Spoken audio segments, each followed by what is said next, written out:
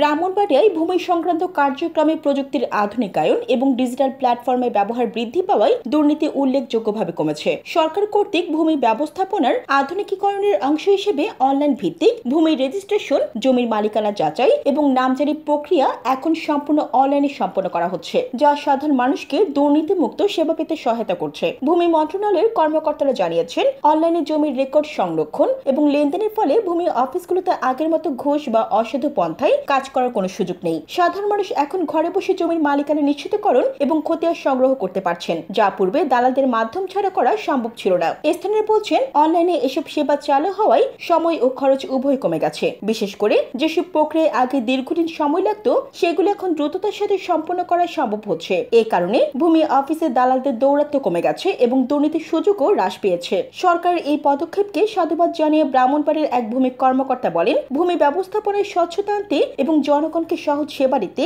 আমরা অনলাইন সিস্টেমের উপর জোর দিয়েছি। জনগণ এখন সরাসরি সরকারি প্ল্যাটফর্ম থেকে তথ্য ও সেবা নিতে পারছেন, যার ফলে তৃতীয় পক্ষের প্রভাব কমেছে। এই উদ্যোগের ফলে শুধু ব্রাহ্মণবাড়িয়ায় নয়, সারা দেশের ভূমি ব্যবস্থাপনায় বড় ধরনের পরিবর্তন আসছে। জনগণের আস্থা বাড়ছে এবং সরকারি সেবা ব্যবস্থার প্রতি ইতিবাচক দৃষ্টিভঙ্গি তৈরি হচ্ছে। অনলাইন ভূমি কার্যক্রমের ফলে ব্রাহ্মণবাড়িয়ায় দুর্নীতির প্রভাব কমেছে এবং সাধারণ মানুষ সহজ ও দ্রুত সেবা পাচ্ছেন। সরকারের এই পদক্ষেপ ভূমি সেক্টরের স্বচ্ছতা ও জবাবদিহিতা আনতে উল্লেখযোগ্য ভূমিকা রাখছে।